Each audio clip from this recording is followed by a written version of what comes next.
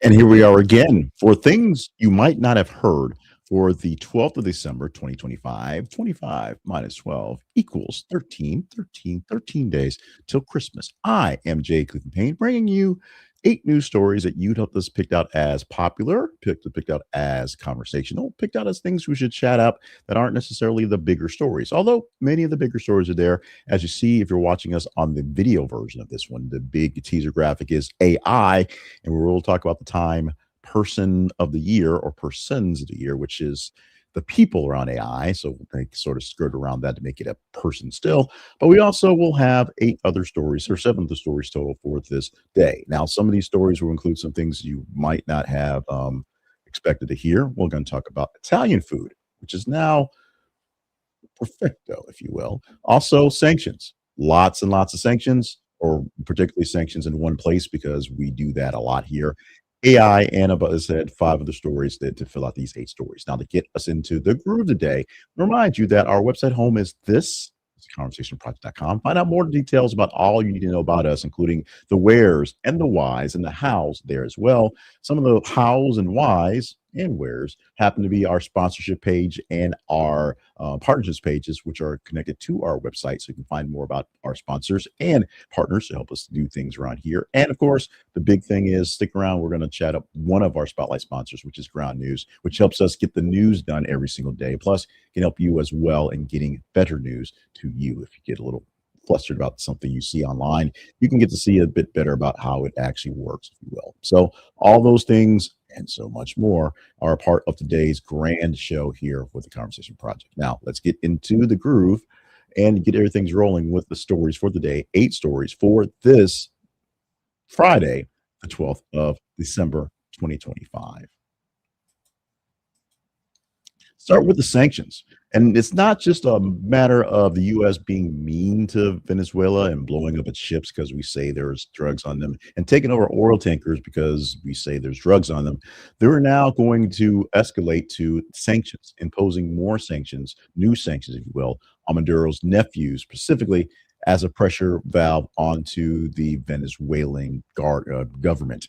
The new U.S. sanctions target 3 nephews of Nicolas Maduro, tightening the pressure on Venezuela's inner circle and signaling a stricter enforcement of all things around this nation. Now, after the seizure of the big oil tanker, which Trump says is the largest tanker in the world, apparently we've ever seized, Maduro went to the mic, went to speak to his people, and sang in a very odd voice, "Don't worry, be happy," because he's saying they're taking it in stride. The Treasury is framing this sanction as part of a broader push against the narco trafficking and the corruption tied to his family network. We'll see if "Don't Worry, Be Happy" will be the theme song or will be something more like a pain or something like that. Sanctions package is calibrated to isolate family intermediaries who move money and influence beyond formal state channels. And secondary sanctions risk are always there because for shipping, for finance, for energy, and anybody who ignores due diligence in the thresholds of dealing with Venezuela will be there. So look for more sanctions to come to Venezuela as they are dealing with the current sanctions as their dealings as a narco home, a home for drugs, which we don't dispute. No one disputes that. Sometimes it's the methods that you do to go after folks that make things a little suspect. Motives may be suspect, but we have another person throwing their hat in the ring for governor, throwing their hat in the ring in politics, and this is for Minnesota. It happens to be, all people, Mike Lindell, the CEO of MyPillow. He announced this 2026 gubernatorial run, pushing himself into the reform candidate spot and doubling down on claims about election systems. So the person who says election systems are rigged is going to run for governor and not win. So we can say basically it was rigged. Minnesota governor bid leans on Lindell's name ID and base media footprint, not traditional party infrastructure. Democrats immediately tied the campaign to election denial politics because it's there. Lindell cast legal setbacks as proof he'll fight the machine. Fight, fight, fight, I guess. So this is it. He doesn't have a lot of cash because he doesn't have a lot of cash, period. There's a lot of negatives towards him, and he's earned his media chops with the Lindell name by just essentially in the last couple of years, all the goodwill from the good story he had, turning it into money going down the drain into claims that the election was stolen. It was all fraud. Now he has to deal with that while running for governor of Minnesota. We shall see how this works out. The GOP primary endorsement is something he's looking for. Like it'd be great if Trump said, "Hey, I love Mike, make him the governor." Not going to happen. Not too far away in Michigan, the football coach there, Sherrone Moore, is arrested hours after he was first fired. This is a story that gets really nasty, really bad. If you want trigger warnings, take them right now because this is a pretty serious story. So, the head coach, former head coach for Michigan, fired over an inappropriate relationship officially. Then police detained him hours later as part of a related investigation into, let's just say, that relationship. Programs crisis playbook kicked in and they had interim assigned. They had a legal review of the situation and they had a tight statement on the limit of discovery risk of what's going on there. Michigan ain't saying nothing at this point in time. So the biggest deal they're worried about is the kids. Not so much because they're kids, but because they want to win football games next year. Recruiting and transfer portal timing are pretty much the real deal right here. Losing the coach right at the end of the season, beginning of the bowl season, having him go to jail shows a really, really bad sign. And rivals are going to come in and weaponize this for uncertainty to find some ways to get some Michigan guys to go play someplace else. There is some governance over athletic departments to kind of balance so they're not going to just pilfer folks. But at the same time, this is the wrong time to have this sort of press so that your kids will see that you should go someplace else. They should go someplace else because Michigan not only sucks as a team, but also has implications that are really bad and may taint them going forward. This is a big deal. This is a serious deal, and and we're not even talking so much the charges that are happening against the coach, which are serious and big as well. The story's not going anywhere anytime soon. We will keep up with it, and if you guys pick it as something most conversational, we'll throw it into the numbers to chat up here in this thing and do some hot takes as well. So I was a little out about Eurovision. Eurovision hasn't happened yet because all the things are going on, but Eurovision news is apparently all over the place because the 2024 winner, Nemo, this is 2 years ago, actually returned the trophy that was won, saying that Israelis' inclusion in this year's contest basically contradicts their values. The protest stands as several broadcasters threaten to withdraw from the 2026 event, and many other nations are saying they're not going to show up either just to perform. Nemo's move escalates the artist led pressure on the EBU, which is shifting the story from broadcaster politics to cultural legitimacy of the program. Now, experts are going to say that the organizers have to emphasize neutrality rules, while critics are framing the participation as an act of endorsement. This is for Israel. And why Israel's there? That's a very complicated question. You can ask Israel, you can ask the competition, you can ask everybody what's going on. Essentially, Israel is not doing itself any favors as being on the world stage. There are many nations that are doing that, but Israel has to be one that we actually like, apparently. So we being the US. So that's some things that we have to deal with on that end. So there's going to be plenty of talk about Eurovision going forward. Not quite there yet, but many nations pulling out.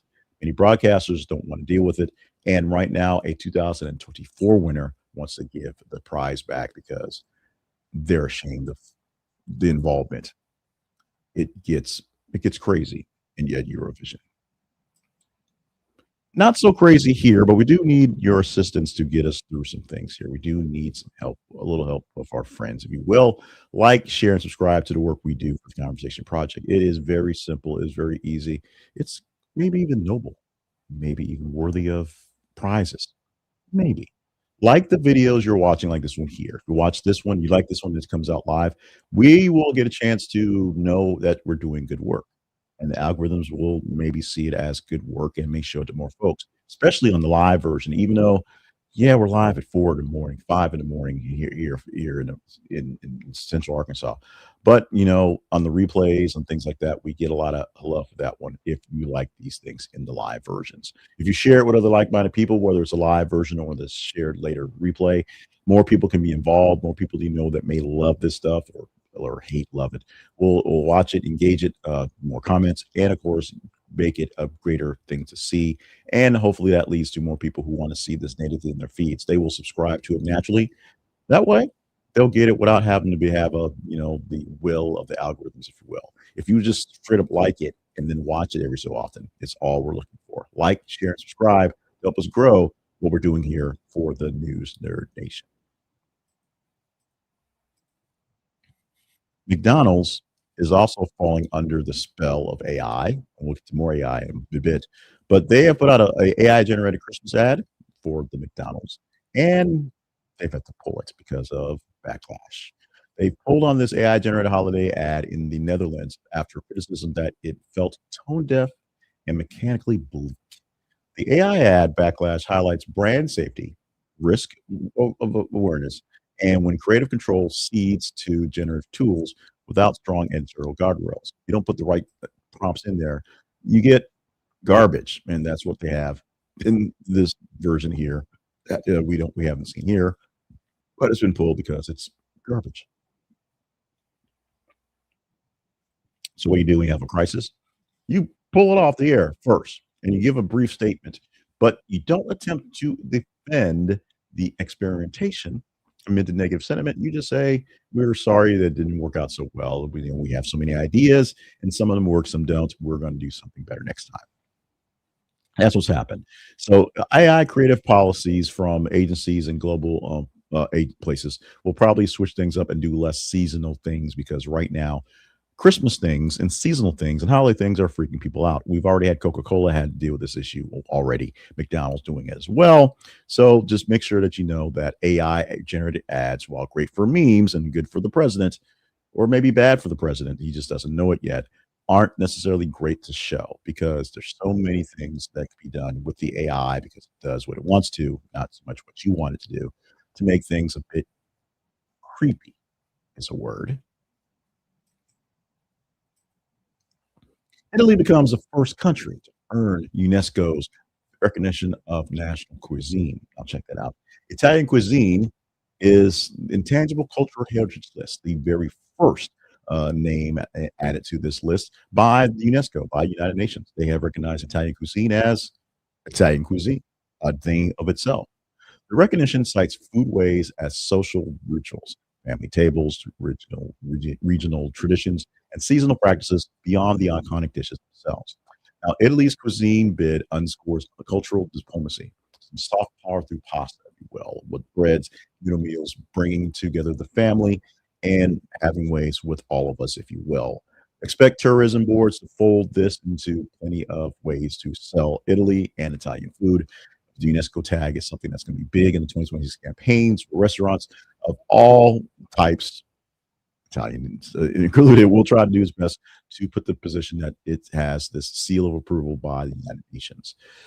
Does it mean anything? It doesn't necessarily because people love Italian food regardless. But this is something that, as other nations are certified for whatever that means, it will turn into something that will be a bigger deal for the foodies, if you will. They're back. Although they're back in pre-cool versions. They're back before they existed, before anything meant anything. Hopefully not super de-aged to fit as babies, because Jennifer Lawrence and Josh Hutcherson, stars of the original Hunger Games, being the catalyst for those stories, are returning for Hunger Games Sunrise on the repeat. Lionsgate confirms that Lawrence and Hutcherson will return for the next Hunger Games film, which is a prequel to the actual original book. The casting reunites the franchise's core duo for the story around the 50th Hunger Games that's happening. Strategic read for this one is how? How? How? And the hows are going to be interesting. They're expecting it to be a flash forward, if you will. They'll be thinking back to say, I wonder what happened back with the 50th Hunger Games. And they say, And then there'll be a dissolve, go back and forth, and they'll go back, back in time. Apparently.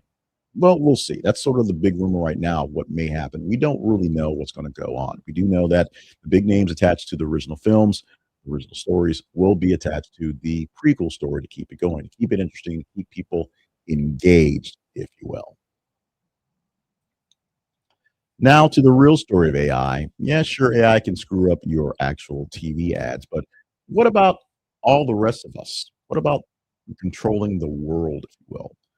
Time magazine has named not AI itself this year, but the architects of AI as the person of the year, persons, if you will, be specific with your grammar, for 2025, highlighting the leaders who built the commercialized modern AI systems. And this is a big mix of folks because you can figure out who's going on. The coverage actually centers around NVIDIA's Jensen Huang and investors operating driving the AI boom, and alongside that, concerns about safety and jobs and misinformation in the deal going forward. There are actually two magazine covers you see right there if you're watching us on video. One is the AI being the words, letters AI as a word. The other being a bit more human, if you will, which has the a take off the iconic picture of the construction workers who are, building the Empire State Building, next to the building, and sitting on the bench, having lunch, because that's what they do when you're that far in the sky. They've replaced them with some people who are big in AI. Yeah, I'm looking at them right now. You see me looking at my monitor screen, who are sitting on the thing, looking all pensive, not really out of place, but it is what they hit it.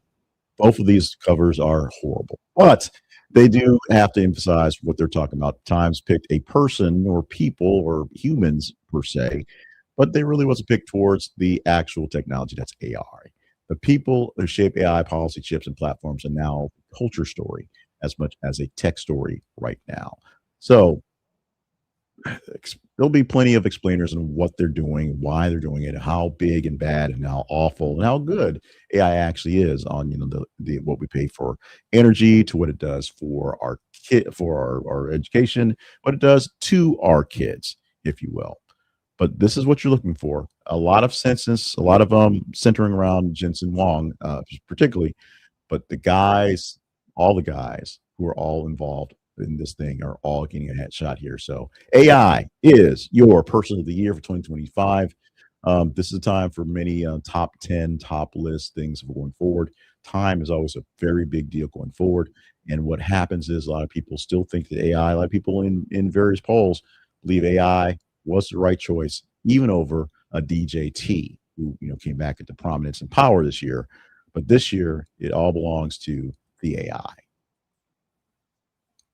Let's talk about lack of AI. Let's talk about some actual real stuff, if you will, or more or less real stuff. And this is Ground News, our spotlight sponsor for today.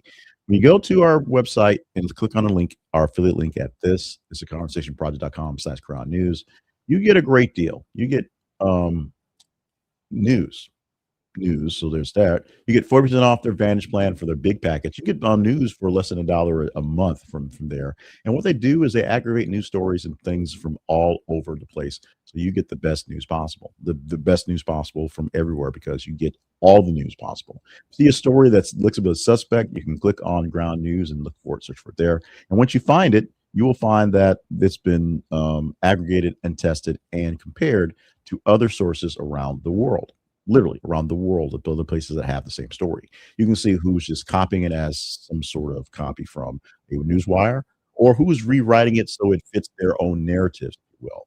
And if you get the Vantage plan, you get access to their blind spot feature, which tells you exactly what stories, what silos are overplaying, they want you to see more of because they want you to leave certain things, and underplaying, they want you to see less of because they want you to not know certain things. This is for either side. Well, pick your side if you want to take a side. Take it on offense if you want to.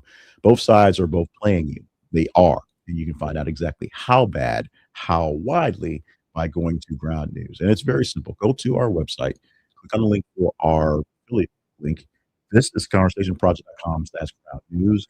This is conversationproject.com/ground news. We get a small commission back. You get a chance to get 40% off their great plans for the news for a year. If that's Follow us on our website at this is the conversationproject.com. Talk to us via Gmail, because we don't pay for email either. The conversation inbox at gmail.com, and visit us on Facebook and on X. Follow us on those feeds there as we post news article headlines every 50 minutes. You can tell us what stories are worth chatting up. You helped us pick out the story, the rundown for this morning. It's not just me picking random stories. You actually put some into it. So put more effort into it, because we need you, news nerds, to do all the work. Thank you so much for joining us for this day's worth of news. We are able to give you 4 days out of the week, with 5. We didn't realize it was going to be not as stressful of what's going on. We're gonna do more to make sure we're doing things for specifically. So let us know what we can do, and we the big tease that we have going on is we're taking out the full week of Christmas for vacation. We will do a lot more stuff on the week of the year because we're just getting into it. But for Christmas vacation, we're going to take off this completely. I mean, we may do some hot takes, we may do some things going on. Trust me, the Trump administration is not going to take off the week of Christmas for any. So it's just what it is. We just are going to be taking some time away, hanging out with family, doing things like that, and being away from the of stuff and pull things out and burden the family with all these things in the morning. So we're going to take some late nights and some late mornings. Thank you for allowing me that one.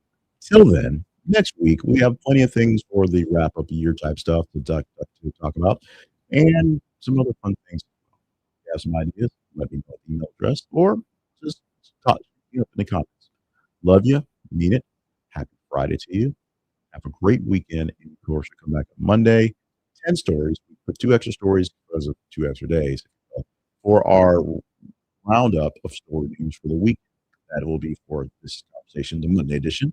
So we'll see you on the Monday edition in a few days.